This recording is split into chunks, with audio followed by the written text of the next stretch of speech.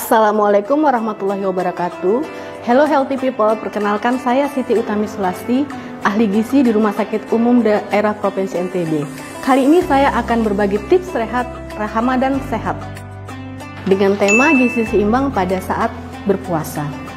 Healthy people, saat ini kita sedang menjalankan puasa Ramadan.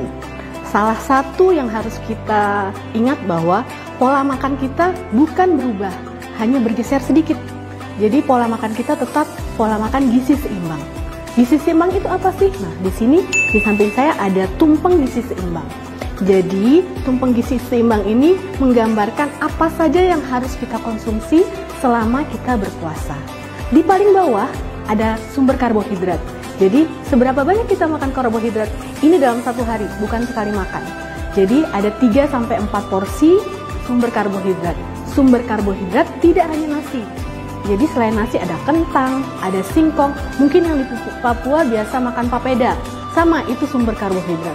Kemudian di atas sumber karbohidrat ada sayur dan buah. Sayur dan buah ini jumlahnya di atas karbohidrat. Jadi kalau sayur 3-4 porsi, kemudian buah 2-3 porsi. Kenapa porsinya besar? Karena sumber mineral dan vitamin serta serat kita peroleh dari sayur dan buah. Kemudian di atasnya ada protein. Healthy people bisa lihat ada susu di sana. Kalau kita ingat, dulu ada 4 sehat 5 sempurna. Sekarang namanya PUGS, Pedoman Umum Gizi Seimbang. Bukan berarti kalau tidak minum susu kemudian tidak sempurna, tidak. Jadi susu masuk di bagian protein. Jadi di situ ada 2-4 porsi sumber protein. Di atasnya yang kerucut ya bisa dilihat ada gula, garam, dan lemak. Untuk mengingat, ada kode khusus di sana. Ada G4, G1, dan L5. G4 itu gula 4 sendok makan. 4 sendok makan berapa sih? Sendok makan aja, tapi nggak munjung-munjung amat. Jadi 4 sendok makan, kemudian garam 1 sendok makan dalam 1 hari. Ingat, dalam 1 hari. Jadi ada 2000 mg natrium yang terkandung dalam 1 sendok makan garam. Garam tidak hanya berasal dari garam dapur. Jadi makanan yang diawetkan dengan garam juga termasuk sumber natrium. Kemudian ada lemak. Lemaknya hanya 5. Kita menulisnya ada 5 sumber, 5 porsi lemak yang berasal dari, kalau minyak berarti hanya boleh 5 gorengan dalam 1 hari.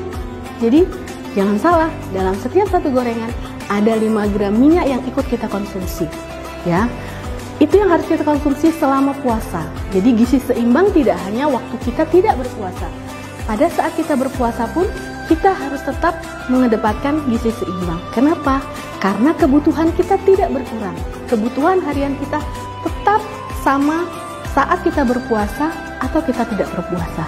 Kemudian pertanyaannya, kita konsumsinya 1 kali makan berapa banyak? Kalau itu kan tadi 1 hari. 1 kali makan ada namanya piring makanku. Jadi ini namanya piring makanku. Di piring makanku ini akan terlihat sepertiga dari isi piring makanku itu adalah sumber karbohidrat. Sepertiga ya, bukan setengahnya.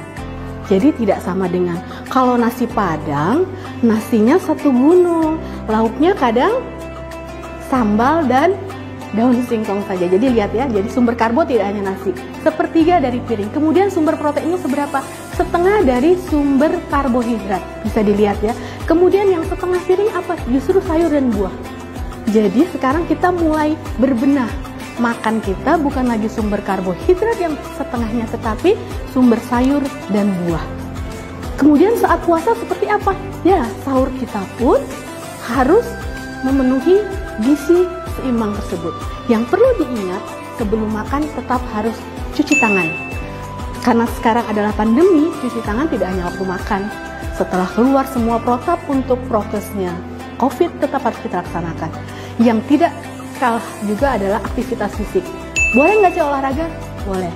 Sebaiknya saat mau berbuka puasa.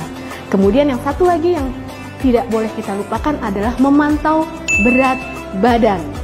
Jangan anti sama timbangan berat badan. Jadi puasa tidak ribet sebenarnya.